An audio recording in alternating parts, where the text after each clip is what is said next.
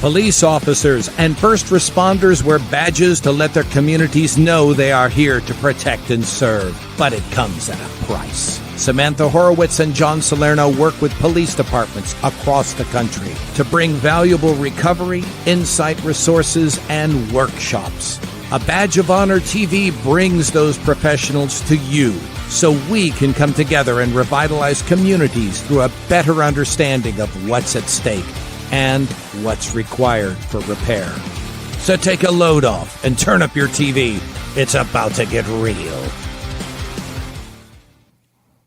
Hey, welcome to A Badge of Honor TV with Sam and John. Sadly, we are without John again this week. The life of a hazmat dispatcher is incredibly busy, and John got tapped to work overtime because that's what happens when you're a supervisor and you know what you're doing and you do your job really well. So we're missing John tonight. We'll have him back with us next week. It has been, I don't know about you guys, but I feel like we've been living in a powder keg. Everything and everybody seems to be on edge, whether you're watching, stuff on TV, checking out all of your social media posts. Nothing seems settled, including, I will say, the weather, which is just truly bizarre down here in Texas. I had mentioned this morning, it's like the sun has some sort of filter on it. But you know what's unfiltered? We try to be unfiltered here at A Badge of Honor TV. Our language has to be because we're on TV. But we try to bring you some incredible stories about healing, about hope, and therapy protocols, stuff like that. So if you're in the first responder or veteran space, or you're in a space where you want hopeful messages, tonight is a super special show. You're going to want to grab a chair. You're not going to want to turn this off for sure. First, I'd like to say, for our first responders out there, we are praying for you. And so if you see your local first responders, just say thank you. They've been dealing with a lot. That goes for our federal officers as well. Keep up the good work. You have America, despite what you're seeing on the news, most of America is behind you. So keep up the great work and have hope, because this too will end. And our guest tonight, he could be nicknamed Mr. Hope. He has been through more than most people and has come out on the other side with a lot of hard work, a lot of dedication, with a true message of what it means to never give up and always have hope. And so I want to invite Trent Fielder. Trent, welcome to A Badge of Honor TV. Hey, Sam. How are you? I am doing great. It is such an honor to have you.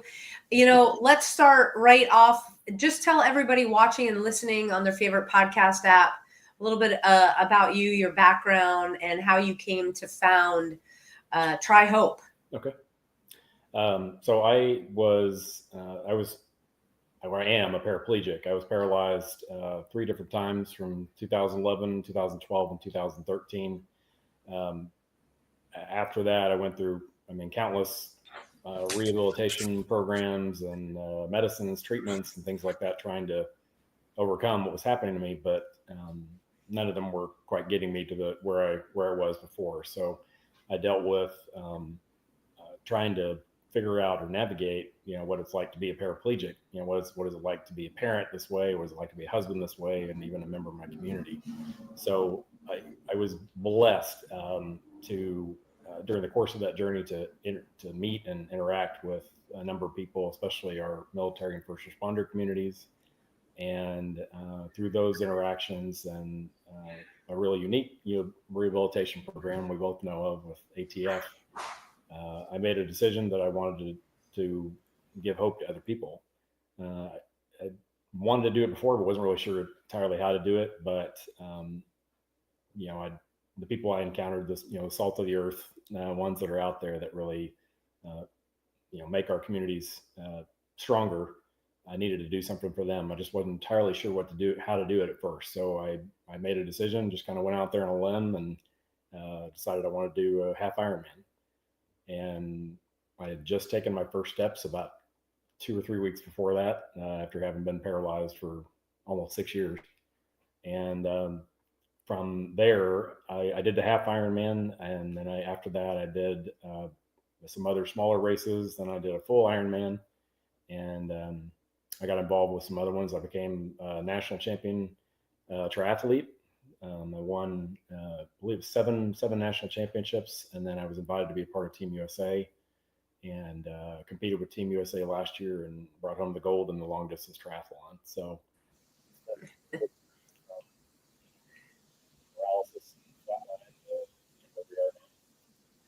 It is amazing. For people watching and listening, you mentioned being paralyzed 3 times. Can you go into a little bit about how exactly that happened? Because normally we hear, okay, somebody's had an accident, they become paralyzed, but your case is a little bit different. Right. The first one was the first time it happened. So my kids, when they were first born, they were 7 months old when I was paralyzed, my twins. And I had really been working a lot and really overworking a lot. And I was trying to, provide for the family and everything. And then I ended up getting very sick very fast. And I wasn't sure what was going on. The doctors were kind of, throwing their hands up. And I ended up in the emergency room, and they did some tests, and they determined that I had developed what's called Guillain-Barré syndrome. So GBS for short, which is an autoimmune virus that attacks. I mean, it's just like every other autoimmune in the sense that your body attacks itself, but it's a strong, immediate viral response. So where some conditions will take months and even years to manifest truly, fully, this one impacts you within hours sometimes. So multiple tests and everything, everybody determined that was essentially what it was. And my body was shutting down as they're telling me this. So it was, I started out just kind of having some trouble with my hands, my fingers, and my feet. I couldn't navigate the pedals in the car. And I went from there to an x-ray machine the very next morning. And even though the door was probably about, probably 12 feet wide, to walk in, I started running into the wall, and I knew that was probably not normal. I thought I was tired, and while I was on the X-ray table, they just had me lay there, and I just stayed put. But about 30 minutes later, they said, "Okay, well, you can get up and go," and I couldn't move. I could kind of move my head back and forth. I kind of was like a bobblehead, but I couldn't move my arms or my legs. And so paramedics came in and removed me from there to the hospital. I didn't really know that anything was, again, I just thought I was tired. Mm-hmm. So, but as the doctors were kind of going over things and explaining to me what had happened, they just said, "Okay, you need to prepare yourself as that, you're about to be paralyzed." And I didn't, again, it was difficult to understand or comprehend. I think what helped me, one of the things that really helped me to understand or to cope with it, was the people that I got to interact with even in the hospital. So the paramedics, everybody was kind of curious about this condition. So the neurologists that came in and the residents that came in, everybody pronounced it a different way. Sorry, one of my dogs. And so I knew that there was a problem, that is something they don't see very often. And the neurologist said, most neurologists will go their entire career and never see this. Wow. So, but I was fortunate that paramedics, one of the paramedics, but 2 of the other EMS personnel came in because they were curious at what would have done this as And when we started talking about Guillain-Barré, or they started talking about Guillain-Barré, the paramedic was like, "Oh, well, that makes sense." And so as I'm still sitting there kind of, barely resting my head, they started to explain to me that it has a big impact in the first responder community, especially firefighters and paramedics. So, the exposure that first responders deal with, whether it's, a smoke from a fire or chemicals or, just through the daily workings of, whether it's law enforcement or whoever, they encounter a lot of things that suppress their immune system. And that's ultimately what it was doing, was shutting my immune system down, shutting my nerve endings down, and then suppressing it. And so my body was shutting down, but it was kind of shutting down a lot quicker than other conditions might have done. So, Wow. But learning about, it was kind of nice to know right then that I was not completely alone, and that it was something that even if the doctors had not seen it, the paramedics had seen it. That's very interesting. That you're in an emergency situation, looking at the people that are supposed to be the experts, and it's the first responders that are like, oh yeah, we know what this is. Yeah. When we come back from our first break, we're going to talk more about maybe how this happened in the first place, because you're not a first responder, although you are absorbed into the world of rehab or getting stronger with first responders. We'll talk about that as well with Trent. We'll be right back, everybody. Stay tuned. Forget Zoom, try Meetin. Meetin is a brand new video meeting service. And not only is Meetin simpler and easier to use and more powerful, Meetin also has the right values. Here at Meetin, we believe in freedom. We believe in privacy. We believe in America. And we are apolitical. Now, to get your free forever version of Meetin, just go to Meetin.com, spelled this way. And then where it says promo code, type in the word special. That's your promo code. Okay? So go to Meetin.com, type in the word special, and you'll get Meetin free forever. I'm Rick Raditz, and I look forward to serving you as a customer of Meetin.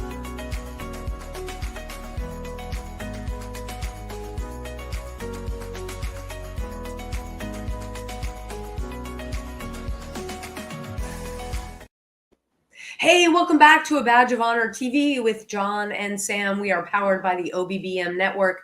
We are talking with Trent Fielder. I keep saying we. John, we miss you. I'm talking with Trent Fielder. He is the founder of TriHOPE, and that's TRIHOPE for triathlon, because this, I guess, 3 times paralyzed human due to Guillain-Barré syndrome has taken everything that he's been through.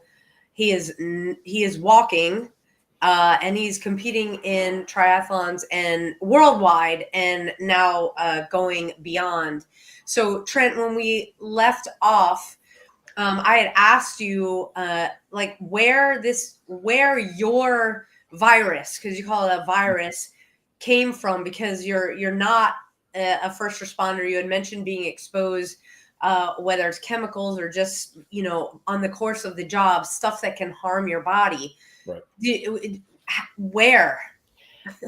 It's interesting. So with Guillain-Barré, it's still kind of a toss up. There's a lot of theories as to where it can come from. So it's what, at least some of the things that they figured out were certainly exposure to chemicals or things like that. So I worked on cars. And I supervised guys that worked on cars. So I spent a lot of time in body shops, and I was underneath cars. I was even that I was paralyzed. But there were other things that I had that had happened as well. So when the day we brought home my son from the NICU, I fell putting in a fan and broke my ankle. And I got the body's response to the immune system response to an injury is significant, and sometimes it overreacts. So it could have been that.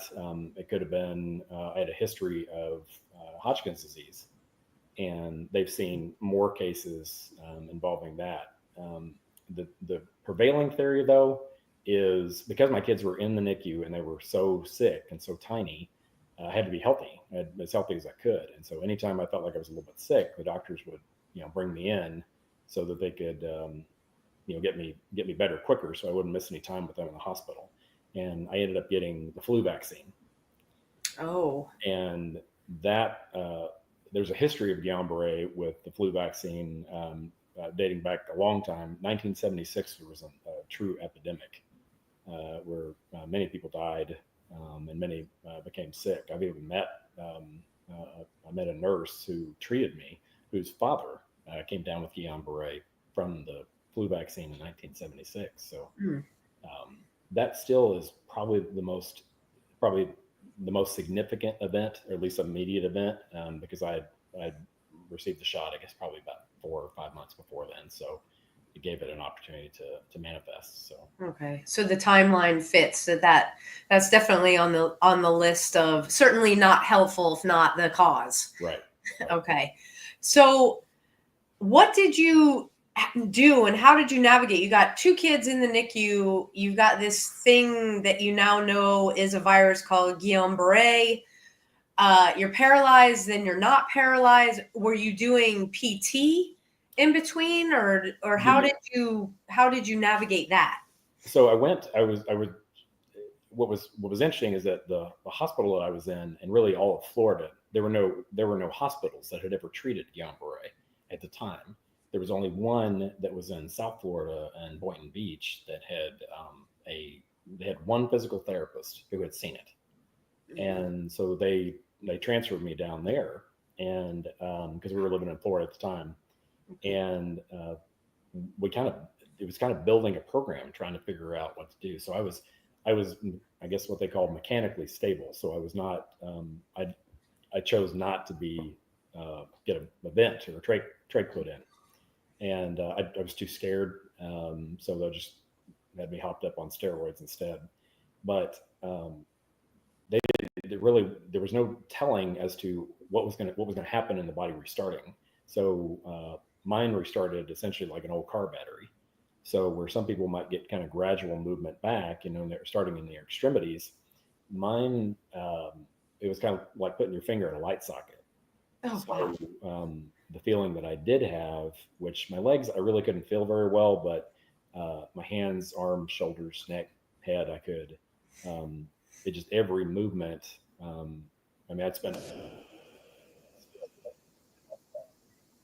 small tips. Oh, we lost a little bit of audio there. There we go. Yep. Sorry, I think my That's all right. for a second. I was in immense amounts of pain. So I was in the rehab hospital for a few months and then went back home, and then I started to see some improvement. I was still in a wheelchair. I graduated to AFOs in a walker.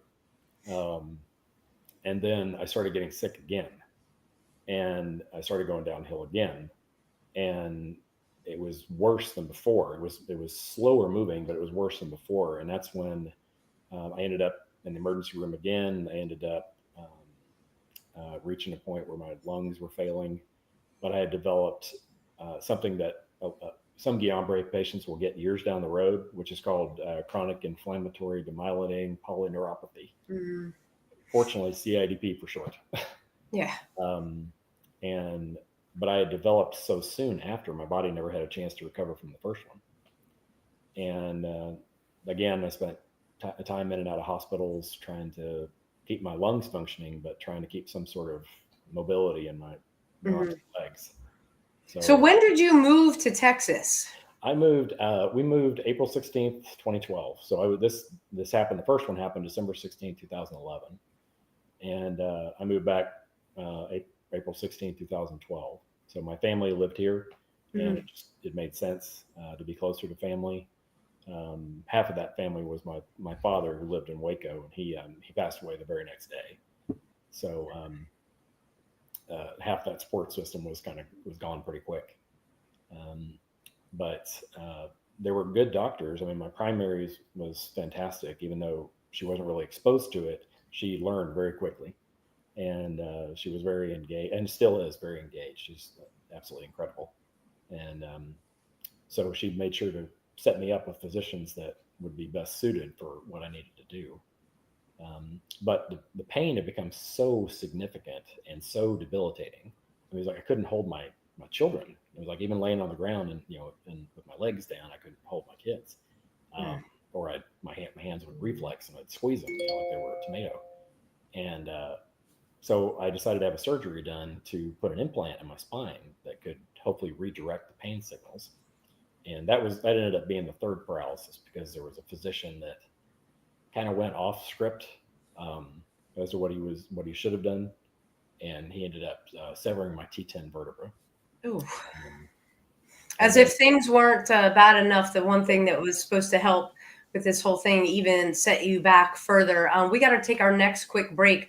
When we come back, let's talk about you having to recover from that, but then moving into a rehab that was very unique with ATF that really got you. That's where we first met a long, long time ago. Yep. That really got you up and moving. We'll be right back after these messages. Look, when you need to respond to an aggressive situation to protect yourself, your family, or your property, understanding your firearm and legal position are critical. Officers know your skills are only as good as your commitment to training. So know what you're doing. So when you're in a vulnerable situation, we can count on your response. Whether you're a beginner or a licensed gun carrier, Carry in Texas offers basic firearms training, Texas permitless carry courses, license to carry, and basic 2A courses so you can understand the responsibilities, situational awareness, and learn the technical skill required when you carry your firearm. Go to carryintexas.com to find the right course for you. Join me, former United States Secret Service agent Samantha Horwitz, on the range for beginner basics, LTC prep, and range practice. Go to carryintexas.com today. That's carryintexas.com. Hey, welcome back to A Badge of Honor TV with Sam and John. I am talking with Trent Fielder. He is the founder of TriHOPE and a member of the USA Triathalon team. And we are talking about the devastating effects of Guillain-Barré.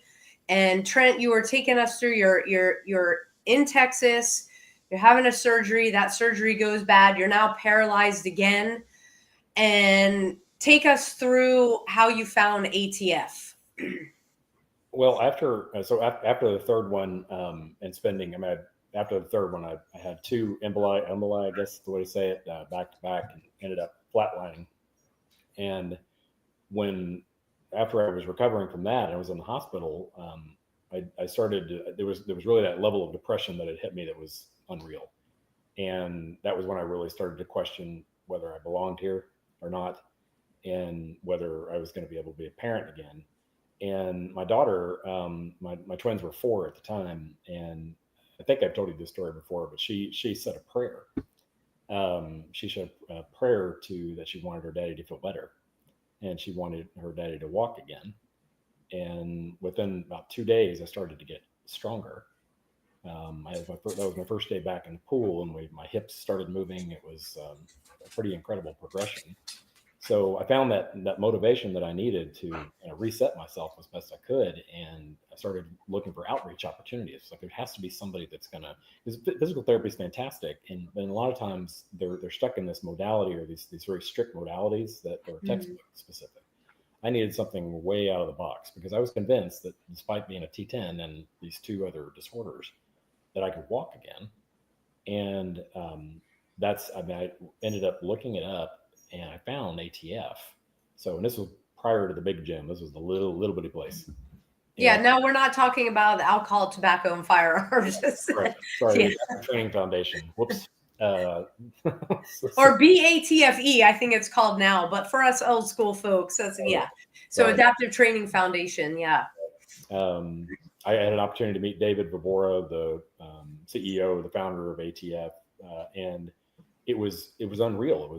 Everything was unorthodox. It was unconventional thinking. It was you go out there and you immediately feel a part of not just an organization, or you're not a patient in there. You're an athlete, and it's a completely different mentality. And I was able to obviously encounter a number of amazing people, but I was also able to embrace that side of me that had an unconventional thought process to solve the problem. I just needed the compass to go with it, and ATF was very much that compass. So we figured out, using really unorthodox methods of PVC pipe, golf ball, and tape, how to basically bring my legs to the point where they could absorb energy as opposed to dissipate it. And it allowed me to be able to feel in my hips, and eventually, after 5 years, 10 months, 25 days, and 5.5 hours, take my first steps. And it just, ATF, there's not enough words for ATF. There never will be. But one of the things that I again feel I was blessed and gifted with was those relationships that started to develop with the military, first responders, people with other traumatic injuries. So when I graduated, they ask you right away, well, what do you want to do next? And that was where, that the number 22 started to really tug at my heart. So the idea of 22, veteran and first responders that took their own lives every day, it hit home to me, for not just because of the people I met. Obviously, my first wife died from suicide, and she died in my arms when I was 23. And there was the kind of the beginning of a mission that I needed that number to be 0, and whatever it took for it to be 0, I was going to do. So they, Mo asked me, he said, well, now that you graduate, and what do you want to do? And I said, I want to do an Ironman. So Mo was 100% supportive, but he was like, had this kind of 2 or 3 year plan. I was like, no, I need to do the next one. Yeah. But there were some people reminding me, you just took your first steps. Like, I'm good. I was like, let's do this. And that's how it was born. That was the mission that was born. I did my first half Ironman in New Orleans. I wore 22. I mean, it was, I don't think people knew really what to think of me, but I took 22 kill bumper stickers. I put them on my helmet. I was like, I think I put one on the back of my tri-suit, and every officer across.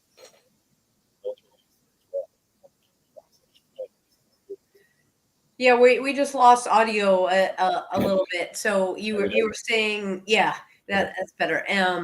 You were saying every officer you came across, and then it kind of cut out. Every officer I came across, I pointed to my helmet, and I would tell them, I was like, I'm doing this for you. And it ended up being, it was a wonderful experience, but I tore both my rotator cuffs and biceps about 17 miles in. And, but I wasn't going to quit. And so these same people that I was, calling out to and telling them, I'm here for you, this is why I'm here, showed up when I was at my end. There's no way I was going to be able to make it through the rest of this race. And 2 police officers in particular, one of them a motorcycle cop, pulled up next to me, and I was crying. I was like, I'm not going to quit. I'm not going to quit.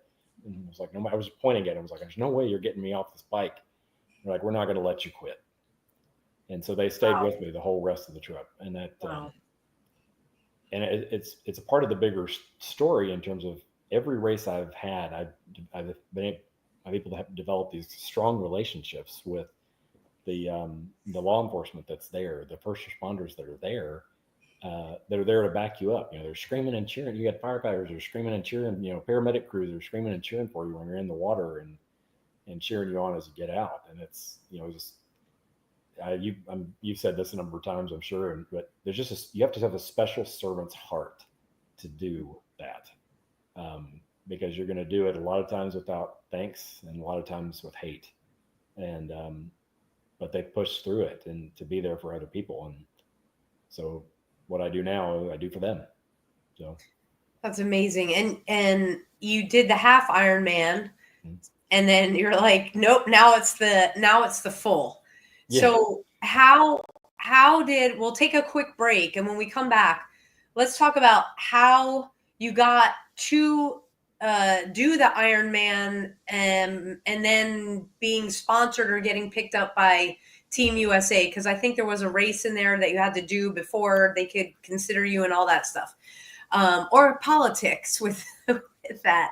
Yeah, we'll take a quick station break, and we'll be right back. Stay tuned, everybody. Leftovers again? It's time for something we haven't had in a long time. It's time for something right. It's time to make the right choice. OBBM Network TV is always the right choice. Choose right. Welcome back to A Badge of Honor TV with Sam and John, powered by the OBBM Network. So Trent, you did the half Ironman, hurt like heck. You finished, and you're like, okay, next is full Ironman. Right. Were you picked up by Team USA at that time? No. So I was training. I was training. I was doing kind of some smaller events and things, but I wasn't really sure what. I was still rehabilitating both my shoulders. But it wasn't until I found a coach who was very involved with USA Triathalon and the USA Paralympic and para triathlete programs, and he encouraged me to do a race with USA Triathalon. And I didn't really know the ins and outs of it, but he kind of walked me through a lot of it. His name's Scott Benefield, and he found there was one in Irving, so there was actually national championships in Irving. And he said, you need to sign up. I was like, I'm not ready for a national championship. I was like, I came in dead last in the Ironman, and he's like, just do it. So I did it, and I ended up winning. And then I won another one and another one. So it was over the course of 3 or 4 days, and I ended up winning 3 national championships. And that was the first invite that I received to be on Team USA. I just didn't.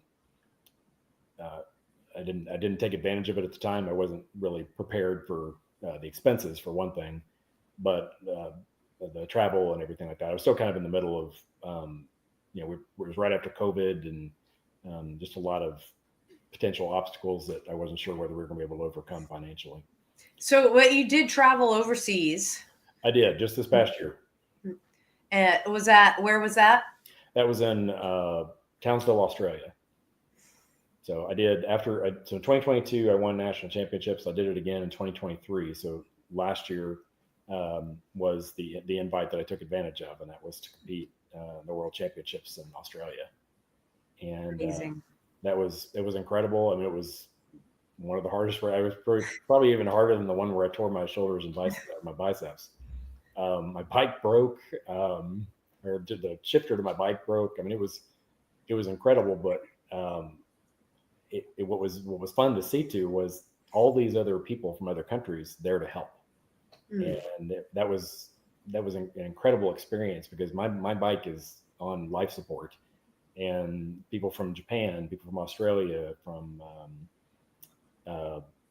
New Zealand, places like that are all pitching in to try to figure out how to get this one crazy American back on his bike and back on the road. Wow. And at this point, you have written names on your arms, on your back, as a necklace in memoriam, and as a message, again, as why you do this, what you do. Talk about founding TriHOPE, which is TRI. I'm going to put up the website right now. TriHOPE.org. If you guys are listening on your favorite podcast app, it's TRI as in triathlon. So TriHOPE.org. That was a decision. I knew that. So as I was doing these events and things were happening, obviously I was getting kind of a following, an online following, but I was also, people wanted me to share the story more and to tell them more about what I'm doing. And I'm not the best interviewer, as you can probably tell. But or interviewee, you are doing just fine.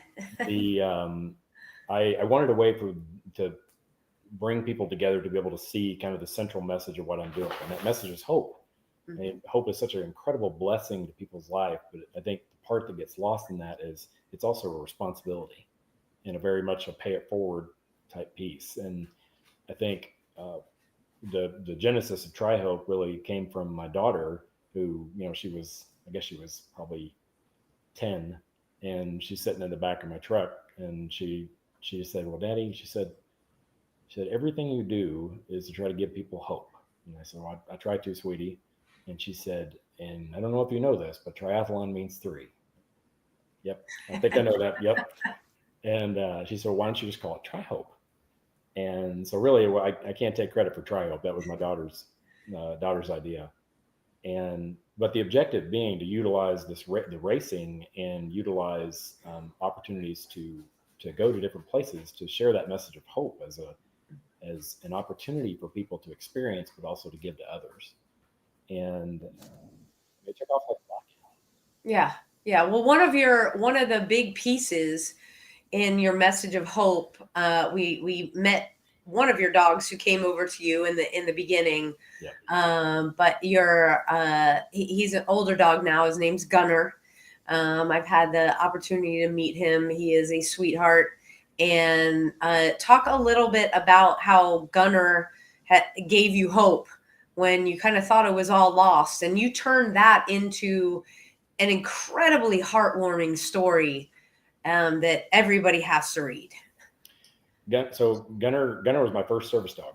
Is my first service dog, and but his impact on my life, I've always enjoyed dogs, but I never understood the depth of how much I needed him. So when I decided to come public with my story, I came out about all of it. Obviously, Sarah's death, things I experienced as a kid that were horrific, and I wasn't prepared for the overwhelming part of that.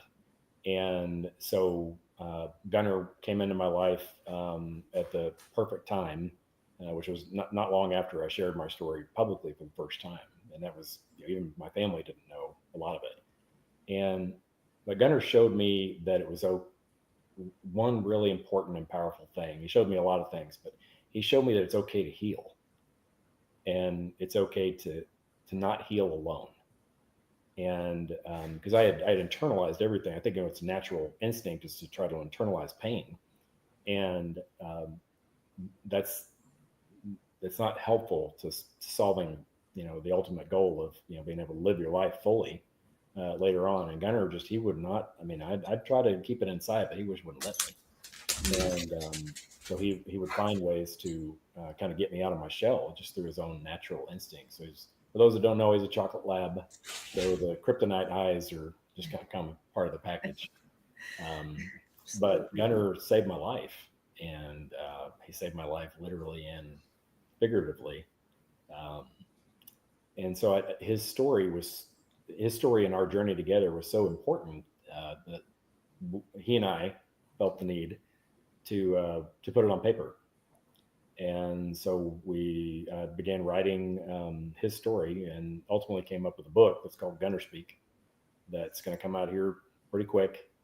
But it's a service dog's view on how to live a life in service to other people, but from his first person perspective. And so it's me telling his stories, the people that he's met, the experiences he had, the hope that he gives, but also the despair that he gets to experience. And but to see a perspective from somebody who their entire life is you, mm-hmm. and their entire desire is for you to experience joy, to recover, to heal. It's been incredible to be able to tell that story and put it on paper and smile and cry and share it with other people. Well, it's definitely going to impact a lot. You shared the first chapter with me and a few other people, and the cry part is true. Joyful and out of joy more than sadness, but it is absolutely brilliant, and one of the most creative ways to write from the view of Gunner, almost seeing him as a human. But dogs are people too, right? That's what we say. Exactly. And so will people be able to get that on the website? Yes. I made the decision to go ahead and put it online for free.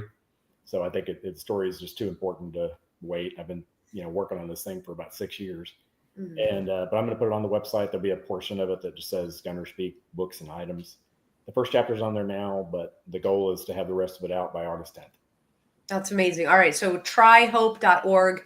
That's TRI, as in triathlon, hope.org. That's where you can read it. And then in August, get the rest of it.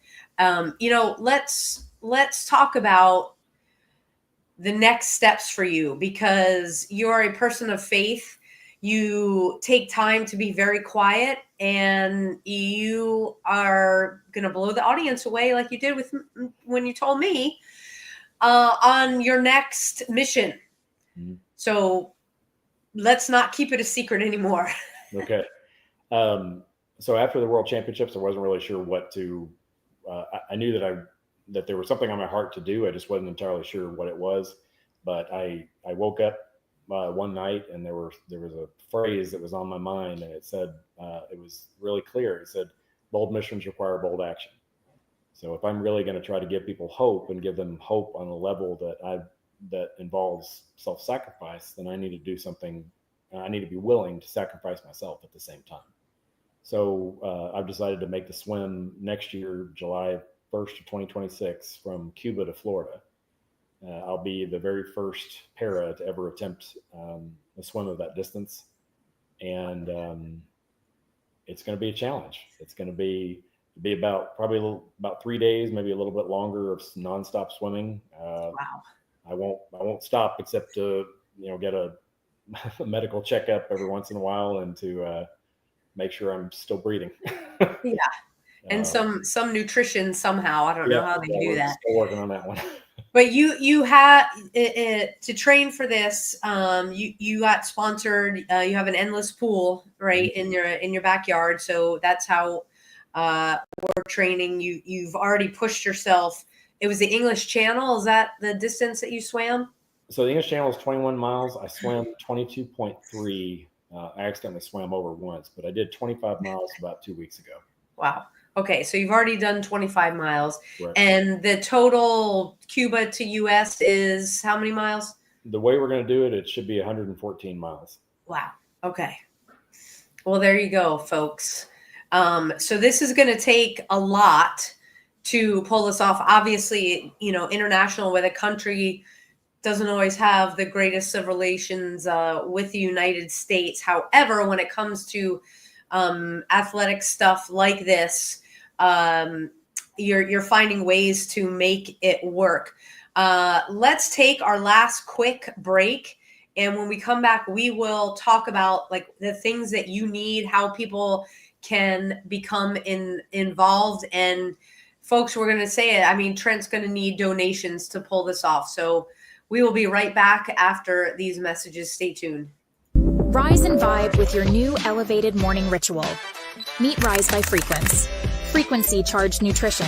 Rise is formulated with a blend of 7 different organic mushrooms, B vitamins, amino acids, and green coffee bean extract. Rise supports brain health, performance, and focus while enhancing mood, mental clarity, and energy. Enjoy the delicious mango lemonade flavor while giving your mind the nutrients it needs. Get charged up with Rise. Fuel your body and mind today. All right, you hear John and I talk about it every week. You can rise and vibe with me and John. It is PTSD Awareness Month, okay? And you're probably wondering, what the heck does Rise have to do with PTSD? Well, it's about the mushrooms that go into creating this proprietary energy boosting product. And that's why Rise, which supports your clarity, your mood. We talked about depression. Trent already mentioned that. Your mood is important, and you need calm energy without the crash, because most energy drinks are loaded with sugar and other bad garbage, but Rise is not. So wherever you are on your mental health journey, Rise is there. John and I are here for you. You want to shop Rise right now. How do you do that? John and I made it super simple. Go to abadgeofhonorhealth.com. That's abadgeofhonorhealth.com. We've put together packages for you.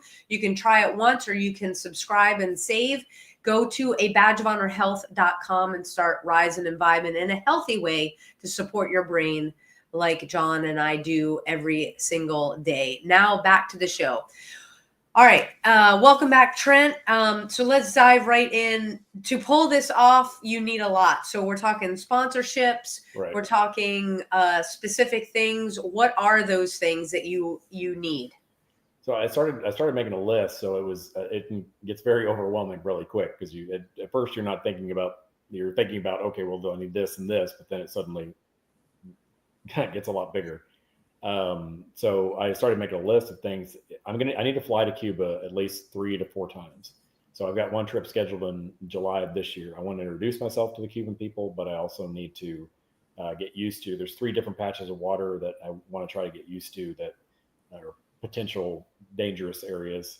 I'm fortunate that nutrition-wise, I already have some help. Standard Process, the supplement maker, has been a huge a huge help in that fact. But things like help with the flights or help with rental cars, Airbnbs. I've never actually used one, so places to stay. The tri-suit. So I have a tri-suit now, and I have wetsuits. But the growth that I'm experiencing in my arms and shoulders, I'm going through a wetsuit every 90 days. Wow. And because of what I'm doing, because a pair has never done this kind of distance, I swim a different way. I do a lot of things different. So, having the opportunity to have at least somewhat of the best wetsuits that I can have will be really helpful, especially trying to battle the open ocean. The fuel, I think it looks like we have the boats, but I don't know about the fuel. I don't know how that works with Cuba at this point. I know how it would work once we get to international waters, which is just about 12, 13 miles in. But being able to provide fuel to the boats, because I think we'll end up having 4, maybe 5 boats, which includes the medical crew, the training crew, the nutrition, my documentarian people, and photographers, or at least one photographer, I guess, to kind of document. So, because it will end up being, it looks like I filed for the information with Guinness, but it looks like it'll be it should be 2 world records. So we'll kind of see how that plays out and what they need, because I think we have to supply that. So the tri-suit, I think we're okay with goggles and things like that. Food is always a good thing. So not just food for the trips, because I have to be very careful about what I put in my body, but I also need to take care of my crew when we're out there. I think they would appreciate that. So the other one that's been proven a lot harder than I thought it would be is a drone. So there's a lot of documentation that goes into this, but I don't know if anybody has potentially any drone contacts. There's a lot that a drone will have to go through on that kind of trip to be able to be part of the documentation. But that would be a huge support somehow. So, the continued training and nutrition are big. Those are the things I've kind of come up with. And I would love to, if it was possible, to help my team travel. I would, there's going to be a big enough burden on my team and our team to be out there. If I could take that burden off of them, it's hard enough to deal with me for 3 days, but if I can help them be there. We lost audio again just for a second. That is amazing. That is a list. So if you are watching or listening on your favorite podcast app, what Trent just said, if you have the ability to either direct donate those things or put him in touch with and fill that need, please, you can reach out to Trent. I'm going to put this up again. It's TriHOPE.org. That's TRI as in triathlon, TriHOPE.org. You can certainly reach out to us through the TV show. We will get you in contact as well. Trent, where can people follow you on social media? Where do you play most, and what are those handles? Right. I'm still learning Instagram, but I do have, I guess technically my personal one is HALOADJ. So Halo ADJ, but there's TriHOPE. I'm trying to think, on Instagram, I believe it's TriHOPE 2023 for Instagram. And then on Facebook, there's either me, which is Trent Fielder, or TriHOPE for the Facebook page. Right. Tri- is very important. TriHOPE. Yep. I got what I tried to get. Yeah. You'll know if you're on the right one, when you see Trent's face. If you end up on the wrong one, you'll see a pink, I think a pink swoosh or something like that. But it's TriHOPE on Facebook. And then you're on LinkedIn as well. Right? I am. Yeah, just personally, I haven't set anything up for TriHOPE yet. Okay. Well, for those business folks out there, that use LinkedIn, great way to get in touch with Trent. Trent, this time goes by fast on this show. Eye-opening, enlightening, hopeful, if you guys get nothing out of this, use Trent's story as a beacon of hope for you, because it's never too late to do anything that you wanted to do. And please, stay in the light. Don't give up. As John always says, there's always one more move. Trent does speaking engagements and stuff like that. But right now, everything is focused on Cuba. But hey, if you're an organization that wants to give Trent a lot of money to come speak, they can go to that. Reach out to him. Again, that's TriHOPE, TriHOPE.org. Trent, thank you for sharing this time with us, with me tonight. And I look forward to staying in touch. Can I say one thing? Absolutely. Hi, everybody. I have one central message that I want people to, as simple as it can get, and just the base of what I do. And it's every stroke, every mile, every hour, every day that I'm out there, it's because you're worth it. And you're worth it before I came into your screen and to your life. But you will always be worth it. There was a decision made over 2,000 years ago that you were worth sacrificing for. And I want you to know you're not alone. You never will be alone. And the inspiration that comes in what I do is you. So never question the person in the mirror. Just know that you're on somebody's heart somewhere. So amen to that. Absolutely. Thank you so much, Trent. We'll see you soon. Okay. All right. Wow. What an incredible story of hope and perseverance and sacrifice. Just brilliant. It's a tough time out there. Like we started the show talking about with our first responders, everything going on in the world seems to be a little topsy-turvy. For those first responders out there, know that you have a group of prayer warriors that want to see you home safe every single night. We are out and about in doing our different programming in the different departments. So if you want to find out where we're going to be, abadgeofhonor.org, that's abadgeofhonor.org. Click on events. We've got a private event coming up in July. If you are a department that wants to bring peer support training to your department, or our 8-hour interactive wellness and resiliency training for first responders, again, abadgeofhonor.org, reach out to us directly. To our first responders, thank you for just staying in the fight, doing what you do to keep our community safe. To our veterans out there, thank you so much for fighting the good fight that allows John and I to do a show like this every single week. And to our active duty personnel spread out across the globe, we are thinking about you. We are praying for your safe return. And thank you for keeping our shores safe here at home. For all of you watching, keep hitting that like button. Keep hitting that subscribe button. No matter where you are watching, you guys are making a difference for a lot of people. And John and I just want to thank you from the bottom of our hearts.